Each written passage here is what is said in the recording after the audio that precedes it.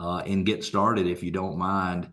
And I'm really excited about today. I started coaching Erin and Ryan and Jill and the team there in Durango, Colorado, probably 8 months ago. I don't remember how long it's been now. And I have been since the very first day impressed with Erin and really everybody in a leadership position, the way the team runs everything. And it started to dawn on me, and I'm embarrassed to say that it just started to dawn on me because the reality is that I should understand this. I'm a father of four daughters. I'm in a relationship with a female, and it started to dawn on me that the females perspective and situation when it comes to leadership in business and real estate is very different than mine. And so I thought maybe we should explore that just a little bit. And Erin seemed like the perfect person to do that with.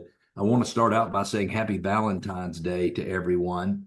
And I have, with the help of Chat GPT, Jesus, I have written a Valentine's Day poem. Jesus, would you be okay if I read that to you? Yeah, of course. All right. So, in the realm of houses and homes where dreams take flight, we gather today under the webinar's light, a Valentine's tale unique and quite merry, featuring Erin Eicher, our real estate fairy. In a world of bricks and mortar and beams, Erin stands out, achieving great dreams with a knack for leadership, a touch so fine she turns every agent into a super Valentine. So here's a toast to the lives we'll grow, to the houses we'll sell, and the paths we chose. May your lives be sweet and your clients be kind. Happy Valentine's Day from the best real estate minds. Let's not forget in this learning room where knowledge blooms and strategies loom that the heart of all homes is love so true. Here's to creating a career that's perfect for you. So cheers to Erin and her unique position in the world of real estate. She's on a mission with courage and commitment and expertise so fine, she makes every day feel like Valentine. To the men and women in real estate's dance, may you find success and today, hopefully, romance. On this day of hearts, let us all be aware to celebrate the journey with kindness and care. So let's dive in with our minds wide open, or our minds open wide, learning from Erin, our competent guide in real estate's journey. May you all thrive. Happy Valentine's Day. Now let's keep the love alive. Jesus, out just for you, man.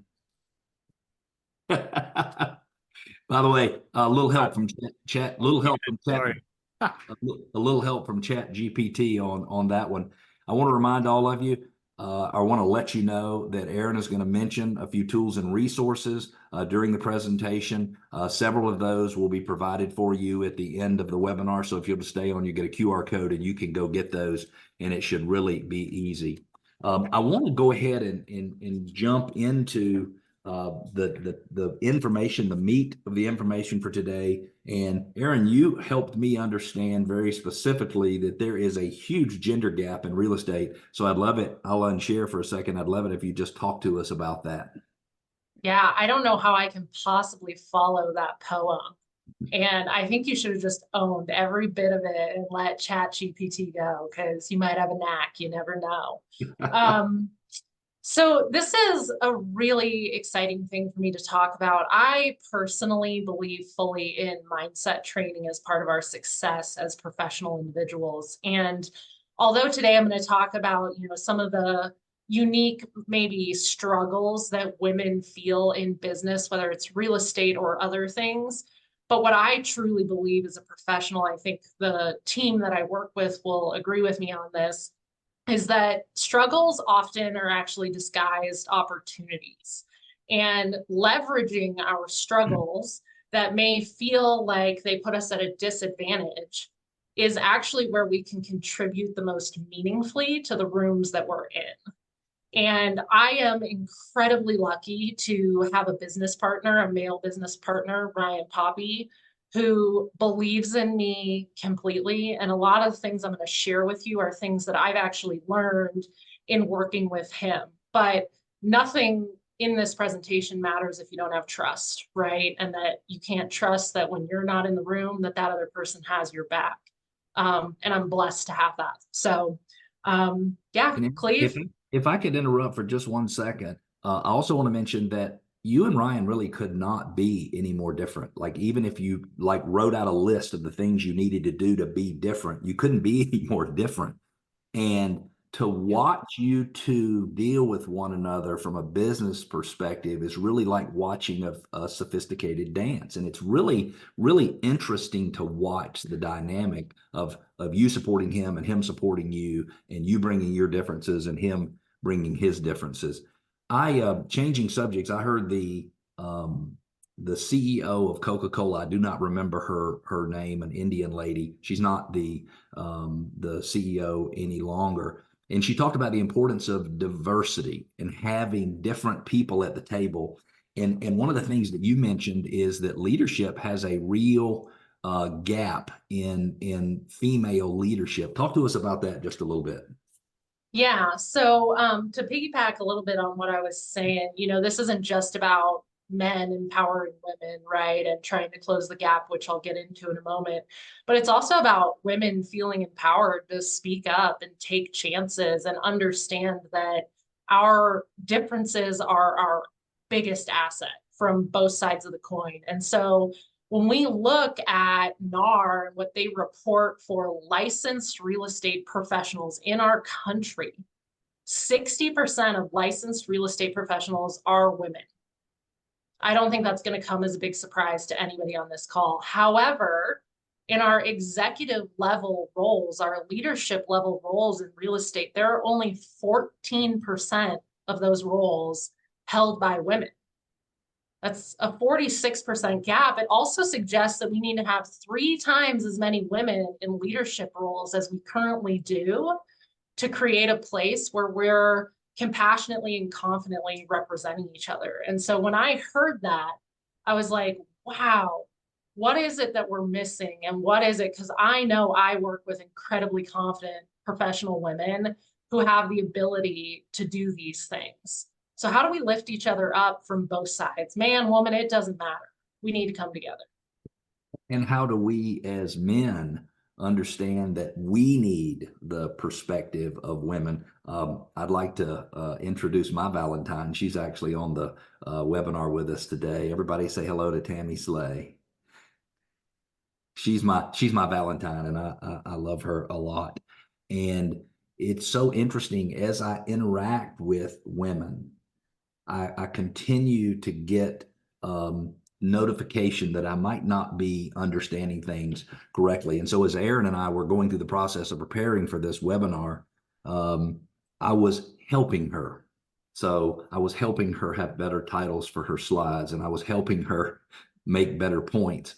And in the middle of my help, I'm thinking, oh crap, I'm doing exactly what I don't need to do, even though I was doing it with the best, well, like I did it with the most genuine heart trying to help. And what I realized is that the gift I could give her, not that she needs a gift from me, is me listening and fully understanding before I offered any comments or suggestions or anything. Or sometimes, even if it was something that I didn't understand, let's just roll with it like it is because she's the expert and I'm the outsider. And so, anyway, I just want to mention that it is so easy for us as males because we have a very different view of the world for us to handle conversations between us and females, whether it's clients or other leadership, to handle it in a way that we think we're helping, but the reality is we're not. And Erin, I want to say thank you for being gracious and never pointing out that I was not helping you, but keeping me on track. And I think these are some of the things that Tammy might be trying to help me understand. On a, should I say hourly basis? I don't know. It happens several times a day. Yeah, and I think the interesting thing, Cleve, is that it wasn't that you were wrong. It's just that what I was trying to explain from the perspective, which is different, was something that needed to be unpacked in a different way. And so, there is no right, there is no wrong, there's just open-mindedness, and that's the heart of what we're going to talk about today. Love it. Well, I'm gonna move to my favorite slide. And this is all about understanding your value, but to you, understanding your value means something very different than I think it might mean to many people, especially just on the surface. Yeah, and before I get into that, I gotta explain this picture because I am the lucky mother of twins. I have 6-year-old twins. At this point in this photo, they were just over a year old. And my daughter on the right-hand side in the hearts is not happy in this photo. My son on the left is enjoying every moment of it.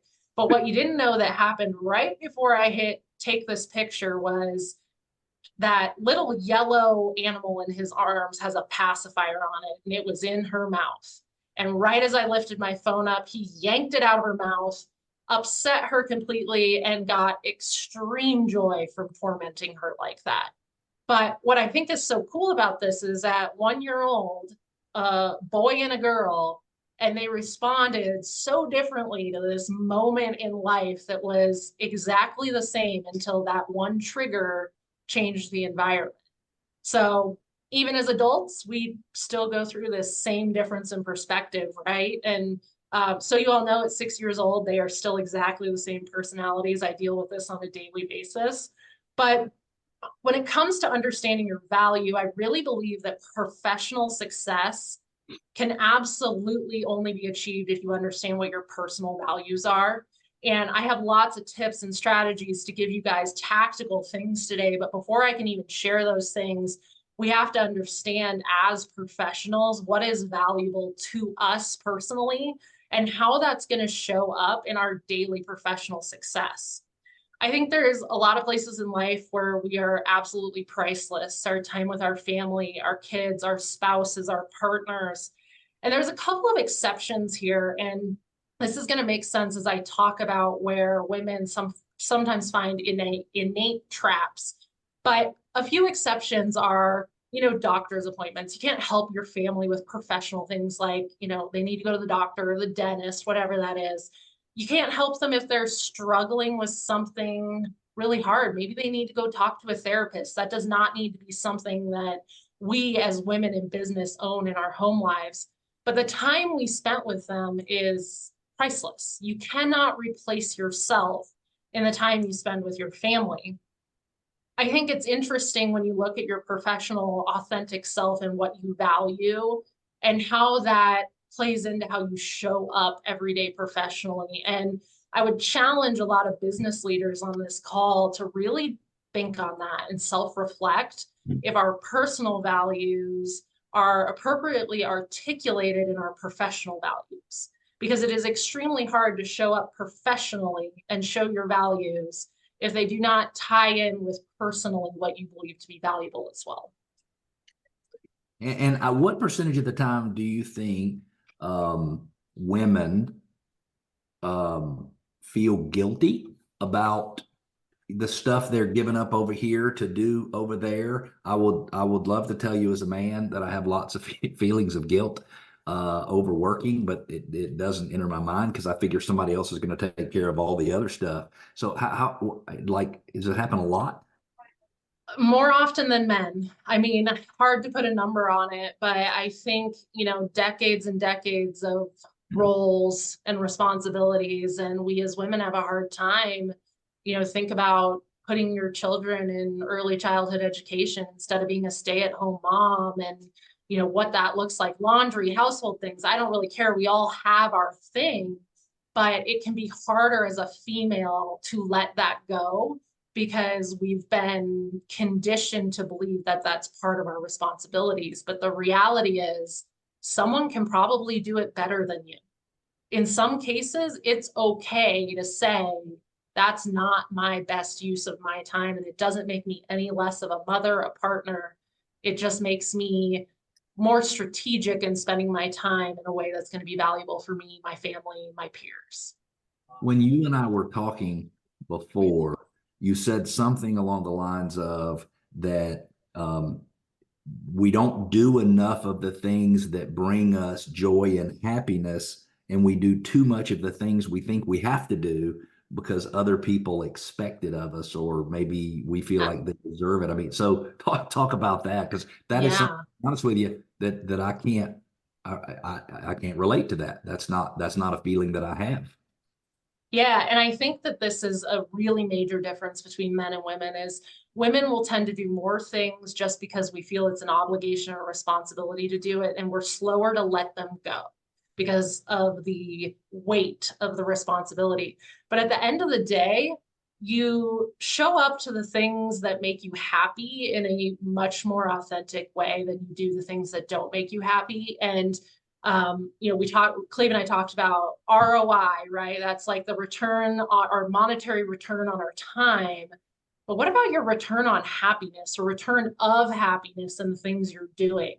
At the end of the day, I've worked with a woman for a long time, and she always says, your job's not going to pick your nursing home. And I think that's so important, right? Because the happiness you get is the thing that is going to make life worth living. And you have to pay attention to that, asking your question, what is my return of happiness on this thing I'm doing?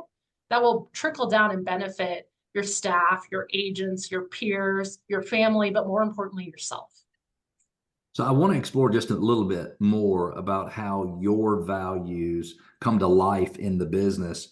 And you mentioned earlier that you and Ryan really both value variety in life, different experiences. And so how do you cause that value that fortunately you and he share, how do you cause that to show up in your business?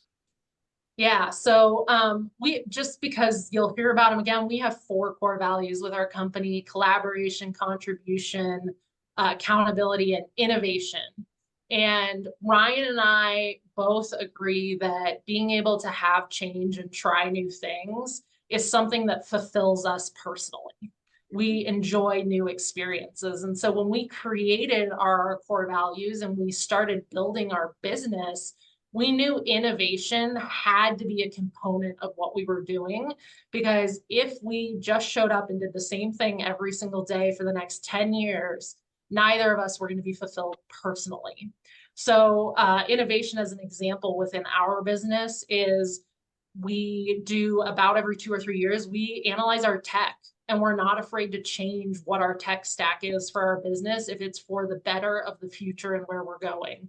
We utilize video at an extremely high level, and have for a long time. And to the point that we don't only use video in a way to share on social media and share with our clients on a regular basis, but we've also used it in a way where we automate experience for our customers and our clients when they're going through different parts of our process.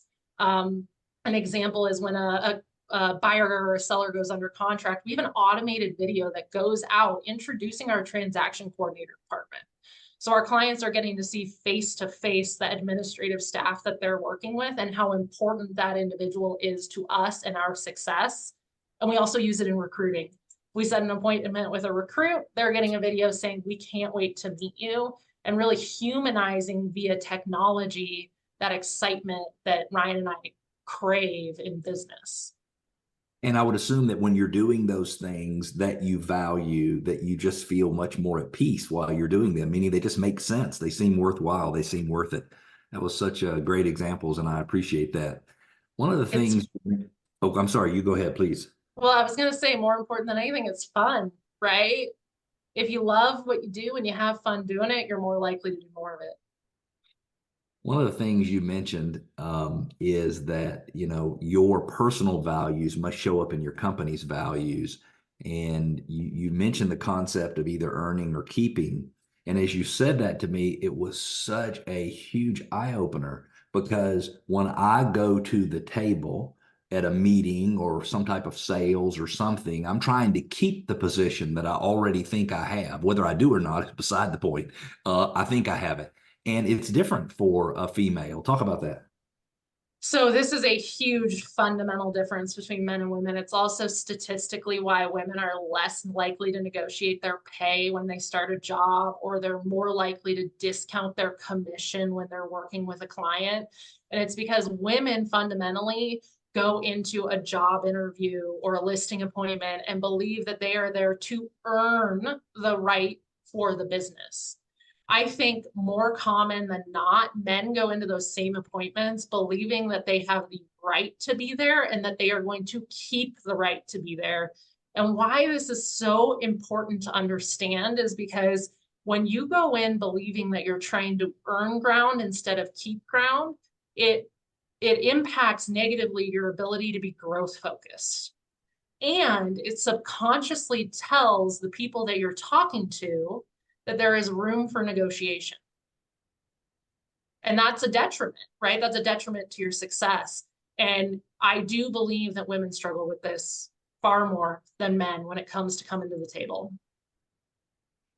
Such an interesting thing. Do you have an example of where you had to get over the fear of losing ground so that you could start making some changes that turned out to be impactful for your business?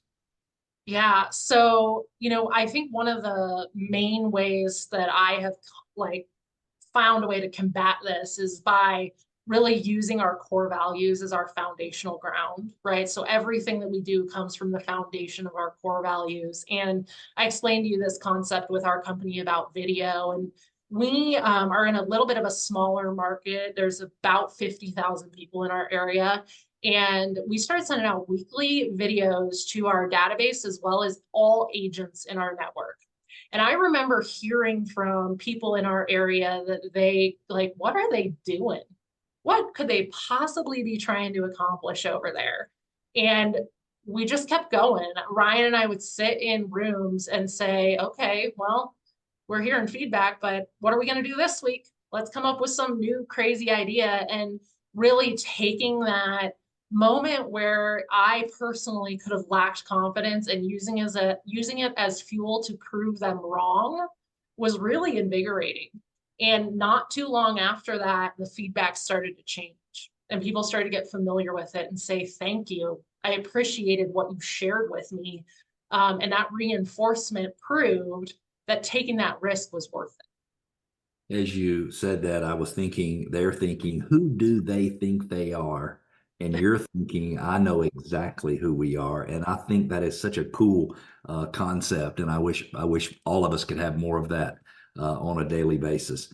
You talked about the importance of your core values being alive in your business. And I know we're talking a lot about values, but I think it's because, as a female leader, when we bring those values to the business, they have the ability to create so much more life than sorry, the boring old stuff that we've talked about for 50 years. I hate to say that, but I think it's true. So you asked specifically for a tree on this slide, and I'd love for you to talk a little bit about why you did that and what those bringing life to your core values means.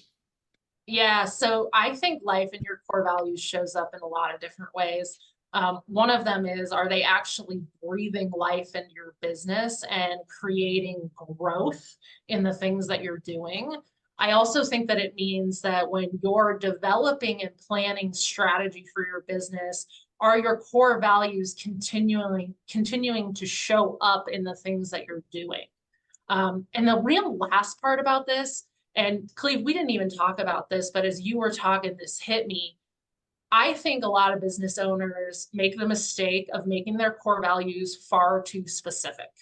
Because really, values are something so much deeper than the surface level specificity of what you think you're trying to accomplish. And by making them not necessarily vague, they need to be specific, but by making them have room in them to grow, your values can grow with your business. And how you define and identify, especially a value like innovation in the things that you do, by allowing them to have their own life, it allows you as a business owner to be more agile and take more chances while still staying true to your foundation. When you and I were talking about core values, to me, I kept hearing, here's a boundary, here's another boundary, here's another boundary. And I certainly don't want to tattle or share personal business, but every once in a while, Tammy reminds me of certain boundaries and things that we need to stay within. And so, how do your values or how do the company values help people understand, look, you can go to here and you can go to here, but you can't go any farther? Yeah. So first and foremost, core values are freedom. They are absolutely your permission to have freedom because they are bigger than you as a person. and bigger than you as a leader. So it doesn't matter if my business partner is a man and I'm a woman, the values are different from us as people. And those guardrails allow us to operate in the stance of what's good for the business. I think as a female, male, it doesn't matter if you are setting values, you need to be asking yourself, one, are these values I'm willing to hold myself accountable to at all costs? Because speed of the leader, speed of the group, how we show up is how we need to expect our people to show up, and they should be able to see that in us as well. But also, what does accountability really look like to those values? And are you willing to hold people accountable to those values? And if the answer is maybe, then it's not the right value for you, and you need to reassess. And you have to live your personal life to those same values. I told you one of our values is collaboration. And I would say without a doubt that Ryan and I collaborate outside of the office as much as we collaborate inside the office. That's just who we are.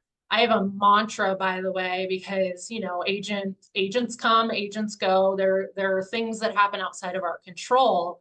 And there have been times when we've lost people in the past that I have received probably inequitable blame for why they were unhappy and why they were leaving. And I know Ryan, he's on this call. I know he has seen this happen as well. Our core values gave me the freedom not to take that personally. And I have a mantra that I say when someone leaves. It's, they didn't leave because of us. It was the system by design. We designed a system to retain the people that wanted to be a part of where we were going. And the system just as well will make sure that the people that don't want to be a part of where we're going are no longer with us. So core values are freedom. I can't say it enough. And if you have something that you can take away and remember, the next time there's disruption within your own office, it is that. They are your freedom. So behavior restrictions equal freedom. Like that just blows my mind to think about that. To actually decide how we need to behave actually gives us the freedom to have confidence in what we're doing, which is such a powerful thing. As we were, go please. I was please. just going to add on to that because I think, you know, behavioral restrictions to an extent, and this goes back to what I was saying about core values need to have room in them to evolve. Because I personally want diverse agents with diverse backgrounds, with diverse personalities around me. And you cannot be so strict not to leave room for those people to grow, but within your foundation. Mm-hmm. And it seems to me like the more diversity you have, and the more contribution you take from everyone from a co-creation standpoint, the better what you do meets the needs of everybody. And so, you know, it's getting the from all genders and you know, all races, just getting feedback from everybody probably makes better decisions long term. As Absolutely. as we were preparing, you mentioned the concept of, you know, getting to your plateau. And I know what it means to be at a plateau because I've gotten myself to production level plateaus and things like that. But it means something even more distinctive to you. Tell us a little bit about that. Yeah, I mean, I look at these faces on this group and I wonder, you know, you probably hit an invisible plateau. I think all of us have in business, and understanding the patterns that happen and being aware of paying attention of those patterns that lead to a plateau is so critically important. Very early on, when Ryan and I were building the team, I recognized that we had this plateau where we were having trouble getting over about 10 agents on our team. We're up to almost 20 now, and growing significantly faster now. But we get right about to that 10 agents on our team, and something would happen and we'd lose 2 or 3. And then we'd recruit again and we'd get back up and we'd be so excited. And then something would happen again and we'd get back down.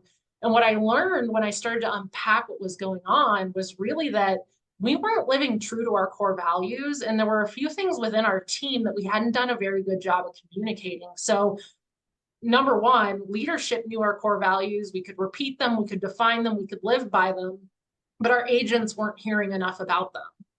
Number two, behind closed doors, we didn't necessarily have the same language to how we were handling things with people, and we needed to. Because if you work with other people, whether it's a business partner or a sales manager, and you've probably heard the, oh, I'm going to go to mom or I'm going to go to dad, we're just going to try and get a different answer. Inevitably, we were saying the same thing in the heart, but the words were coming out different and being perceived different. And so we put together what we call leadership confidence scripts around the things that really were impacting our business the most.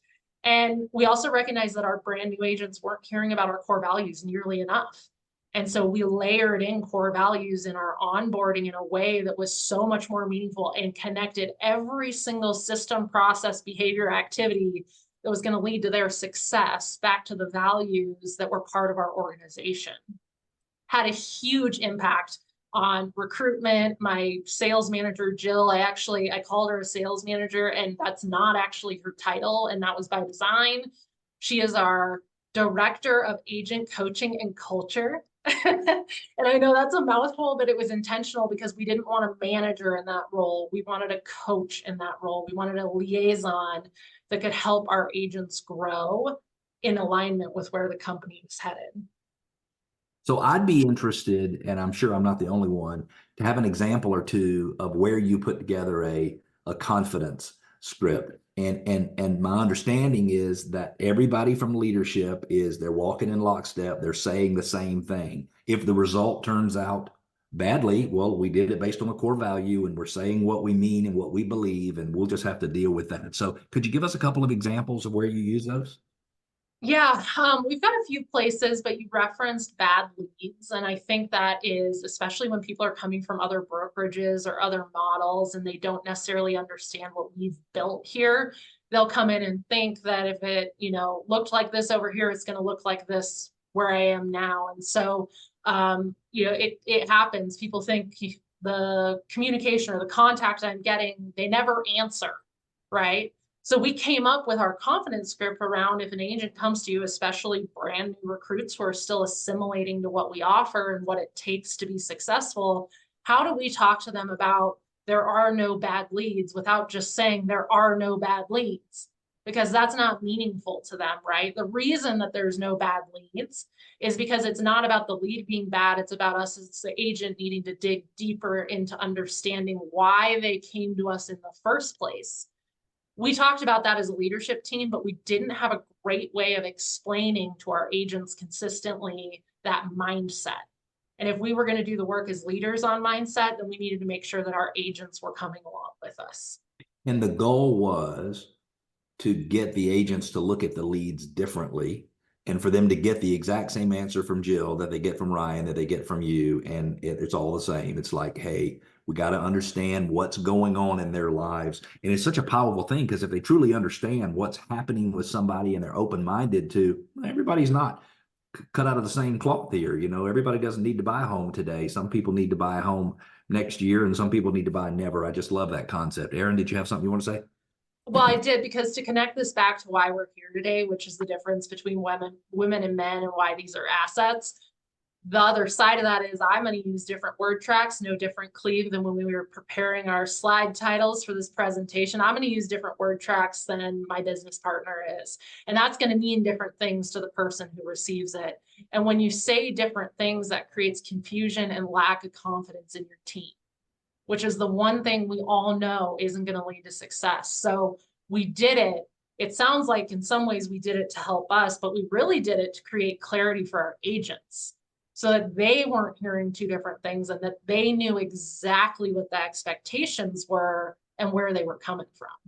And I'm not going to ask anybody to raise their hands, but I would love everybody to think through it just a minute, how you might have experienced some leadership that to describe it as inconsistent would be too flattering of a way to describe.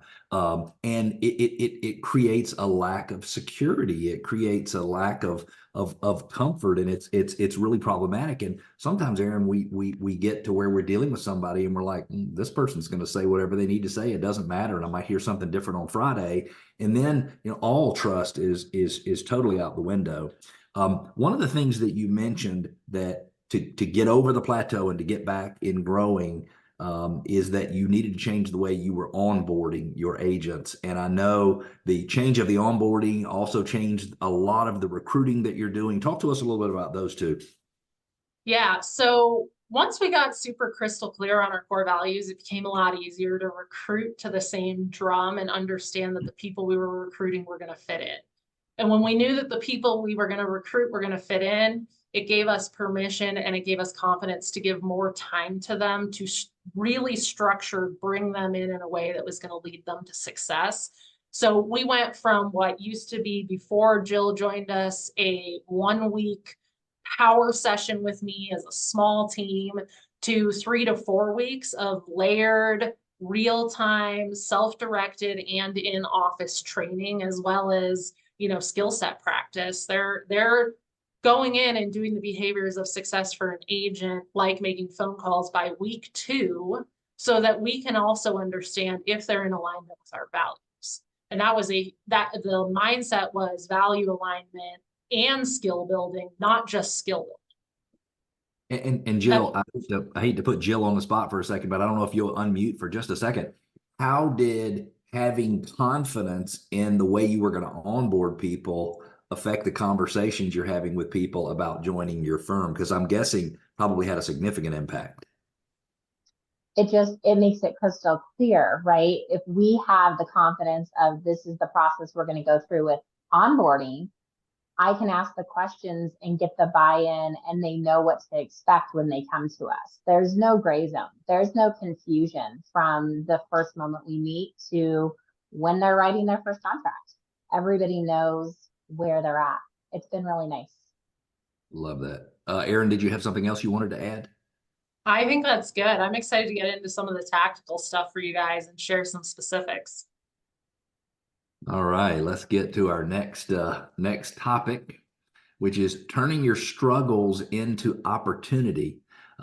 You and I had some conversations around this, and I knew exactly what you were saying, except I didn't know what you were saying. And as you continued to clarify, it was fascinating for me about struggles and specialization. So share some of your wisdom on this. Yeah, so I talked at the very beginning about how we have to look at our unique struggles as truly opportunity and as our differences as assets. And I really believe that women have 3 main struggles when it comes to business and our differences of how we operate. The very first one, and I think most women will look at this slide and be like, was that me yesterday? Because I felt like that might have been me this morning, is we have a proven ability to what they call, and have proven not, is multitask, because you can't multitask, right? You cannot technically do 2 things at the same time. But women are extremely good at juggling multiple things at the same time. We are very advanced at this. And what this does is it makes us feel like maybe we can architect something to perfection, because we're capable of carrying so many thoughts at the same time that we believe we're going to be able to think of everything. And it's impossible. The problem with over-architecting for success is that you miss out on actually being agile and evolving something to its true benefit and goal. And I look back on our group, we hired our first transaction coordinator several years and years ago, and I spent months trying to design a transaction management system within Sisu, if anyone on this call uses Sisu, before she started. I'm like, I'm going to do this. It's going to be perfect. I'm going to think of everything, because I know I can think of everything. And it was pretty quick after she started that I realized I can't think of everything. And actually, I thought of a lot of things I didn't even need to think about. And she started changing things and shifting things. And then we hired a second transaction coordinator to work alongside her. And when that second transaction coordinator came in, we didn't over-architect. We said, here's your framework. Our expectation is that our clients have the best experience possible. Our expectation is that they tell everyone that they've never had a real estate experience like this. Here's your framework, here's your systems. You're held accountable to the experience, not using it perfect. And what she did was take it and make it something even better than I designed, or the person after me, or the person after her, frankly. Letting go of that desire to over-architect gave me freedom to start implementing new things faster. And they're actually better than they were when I tried to control everything. And it's not because I think women are naturally controlling. I want to be very clear about that. We aren't. It's that we believe that we can think of everything. We can pull all of these thoughts, put them together, and design something so perfect. And we also have a hard time with failure. And so by trying to design for perfection, we're preventing the chance that we might fail in the future. And that really is actually limiting our success instead of preventing our failure. Those two things seem like they should work hand in hand, and they don't. So letting go and allowing yourself some failure and taking that opportunity for failure in a different way is really what increases the rate at which you can grow. And if you and Ryan are working on an important initiative and he were to recognize, uh-oh, we're getting into the over-architecting just a little bit, what could he do that might be helpful to do some redirect? Good question. And what I really want to say is he'd just tell me to knock it off, because I told you we have trust. And because of our trust, he can be that awesome and, authentic with me. But really, I think it's just understanding that if you can put time to these things and understand the return on your time. If you're going to continue to architect for perfection, how much longer is this going to take us to actually launch and implement? And is that delay worth it? So strategically unpacking that is so helpful. So the first thing, struggle that we need to overcome is over architecting, and the next one is delegation. And it seems to me like you look at delegation very differently than I look at delegation, probably because our past experiences. Yeah, so delegation, I talked about how women have a hard time with failure. We have a hard time failing ourselves, but we also have a very hard time watching others fail. And that can hold us back from delegation. I think when I compare myself, and I've been in leading teams for 20 years, and when I compare myself to my male counterparts in the same roles, the men I've worked with have had a much easier time letting go of something, putting it on someone's desk, walking away, and then coming back and expecting it to be done. And I tend to want to check in. How's it going? Do you need any help? What can I do to support you? But what I'm really doing is just enabling them not to learn something on their own. And my innate desire to nurture them on the front end gets in the way of their growth. So I've shifted how I do leadership now. I've shifted how I do business. And instead, I'm trying to take the same innate desire to nurture and help people recover when it doesn't go as planned.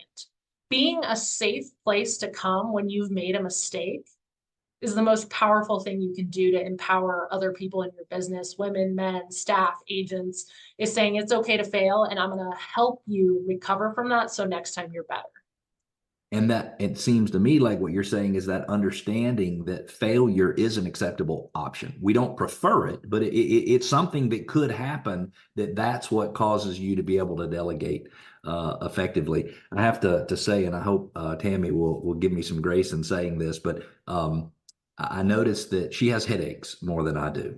And I think it's because of how much she's really worrying about things and thinking about things. And I'd love to say that I worry about things and think about things and don't have headaches. It's just not true. I don't worry about the same things that she does. And so if I delegate something to someone and they fail, well, that's tough. They should have done a better job of it. And we just look at things very differently. The last time I had a headache, I thought I had a brain tumor. So to say I don't have headaches, it would be an understatement. Like literally, I'm like, oh, that's it. I guess I'm checking out of here. I just don't have headaches. And so Yeah.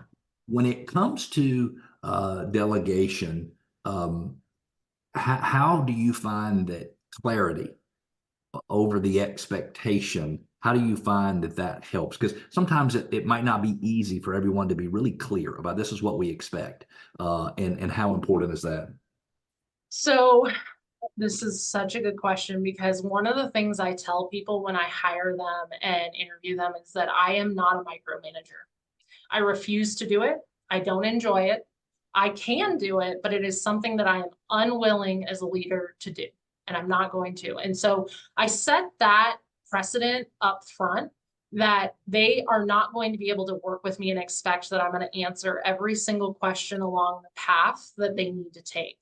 But because of that, I also have to be very, very comfortable with the idea that they're going to do it differently than I did it. And that can be hard, but back to my example about my transaction coordinator, more often than not, it actually comes out as something better than if I was the only one having input and opinion on it. So I set myself up for success in the very beginning of hiring people by saying, I will not micromanage you. I have let staff go who I recognized early on were looking for a manager to micromanage them, because I knew that it was a trap for me. That if I had someone like that, I was going to fall back into the role that was going to consume me administratively and keep me out of my zone of growth. So by telling them that, I had permission to hold them accountable for that. And I don't want anybody to raise hands, but when was the last time that you delegated something to someone and you probably, or I caused them not to be good at doing what they're doing because I wanted to show them that I knew how to do it and that I had worth and that I could do it. And it's a real slippery slope. So number one, be careful about over architecting things. And that's a perfect word. Overthinking and over architecting. Those are two different things. That planning and creating a scenario for everything. Number two is, basically you got to up your delegation skills. And it sounds to me like if someone wants to improve their delegation skills, they're doing pretty much the opposite of what would be intuitive to them. Meaning Exactly. they're doing less and not more. They're putting people in their box and leaving them there. And then the third item, which as we talked in preparing for this, as you started talking about it, I knew I had a perfect understanding of what you were talking about when it came to specialization. Again, it turns out I did not understand that. So for you, you believe that everybody needs to specialize in doing something different, but you believe that a female entrepreneur or a leader actually does specialization differently than a lot of others. So give us some deets on that. Yeah, this is a superpower for my female leaders out there, because when I talked to Cleve about this and I started explaining to him the concept of, focusing on the things you're good at and allowing other people to go do the things they're good at, he was like, oh, well, I call that specialization. I said, no, Cleve, that's not what I meant. I get specialization. What I mean is the ability to be collaborative in specialization, because we have our innate desire to nurture. We talked about that. We also have the ability to juggle 100 balls at one time. And if you channel those two superpowers, which look like struggles, but are absolutely assets, and use them to actually allow other people to go specialize and focus on certain things, but by still supporting them when they hit roadblocks and obstacles, you can still give them the feedback that they need to stay on course and not just walk away.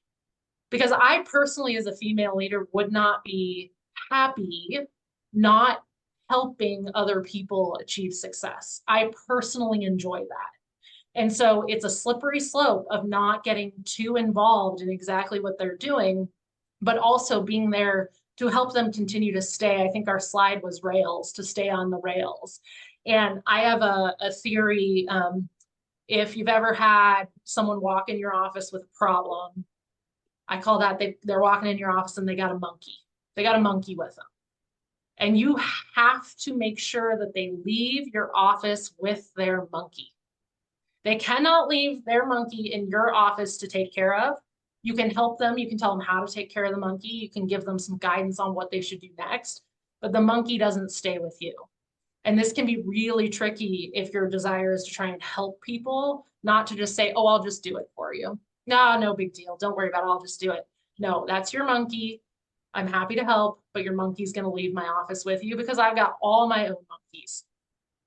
So the hard way seems easiest, meaning I'll just do it for you, which really is the hard way. And really what you need to do is actually the hardest, because pushing that back on them politely and respectfully is probably, a much more difficult thing. And as we talked about collaborative specialization, we talked about everybody's lines cross like this. And so I look at it as you put someone in a box and you leave them in that box and you let them do what they're good at. And what you're saying is that they're not going to do it in a straight line anyway. And occasionally I'm going to intersect with them and we're going to talk about it and we're going to improve and we're going to work together. And then I'm going to go my separate way and they're going to go their separate way. And it's such a beautiful way to look at that, because as a leader, if you feel like you're carrying everybody in the organization on your back, and any of you who have hired your first buyer's agent or your first administrative person, I think you can all relate to the feeling of, oh my God, now I got to carry everybody on my back. And so I think it's such a healthy way to look at it. Yeah, and the agile spreadsheet and system with Workman was a huge success tool for us in this, to allow us to come together every couple weeks, get back on track, and then go back on our own. And we have completed so many more projects than we would have without it. So that huge recommendation, and use that if you aren't yet, figure out how to use it, because it changed our business. I love it. You mentioned as we were preparing that the only good things that happen from a leadership development standpoint and from a really a company standpoint and family standpoint, for you recognize that they happen when you feel out of your comfort zone, when you feel discomfort, when you feel a lack of security, and it makes such good sense. And I think this is probably true for males as well as females. We might not admit it, might not want to be there quite as often, but talk to us, give us your thoughts on this.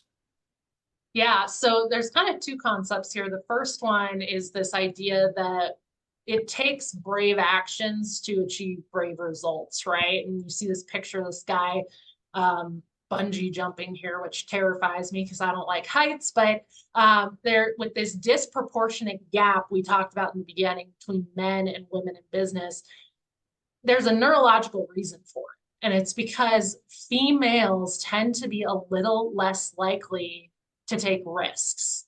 I think about, we talked about Ryan and I working together, and he's my visionary, and he comes up with all these crazy ideas and comes into my office, and I'm the implementer. And we have come up with a very healthy relationship where no idea that we discuss is either all opportunity or all risk. There is both in everything. And so for me as a female in the beginning, and I know he would agree with this, I saw a lot of risk because I wanted to make sure that I knew exactly where we were going, because if we understood our direction, all things would fall into place. But because of that, we missed out on some opportunity, and we saw some plateaus unexpectedly. The other thing that having a neurological predisposition towards avoiding risk or staying safe, I think, Cleve, you put it that way at one point, is that we tend to fill in gaps in organizations because we can, not because we should. So you'll find yourself doing administrative tasks that I talked about, your return on your time. What are you actually worth as an executive professional? We fall into these places because we can, because the risk of watching someone else fail or not doing it as well as us is just too much. And it also prevents us from delegating.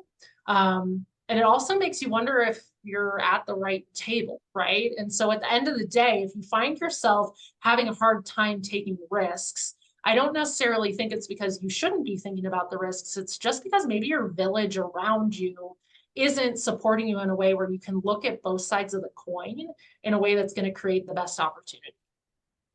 And if security is more important to you because of your gender, then you have to be very aware of that, because the only time you can have meaningful change is when you're in an uncomfortable situation. We've got about 5 minutes left, and we're not going to have a separate Q&A portion, but if you have any questions that you'd like to post in the chat, and I'll be happy to pose them to Erin, and we'll get her feedback on this. When we started, we'll get her feedback or her answers on all of the questions. As we were talking, preparing, you mentioned imposter syndrome. And I think imposter syndrome, I think if males are honest with themselves, they would probably admit that they struggle with imposter syndrome, meaning I'm projecting to the world something different than I know is on the inside of me. And it never dawned on me that number one, that might be something that a female would experience, and that number two, it could be very, very healthy from a leadership and development standpoint. Yeah, so this is a crazy concept, but it changed my life. Imposter syndrome is something that you should strive to feel as much as possible. And I think men, women, it doesn't matter, we run from it because it's that fear place where we don't know whether or not this is something we should be doing. But the more you feel like an imposter, the more you're actually headed in the direction towards growth and change.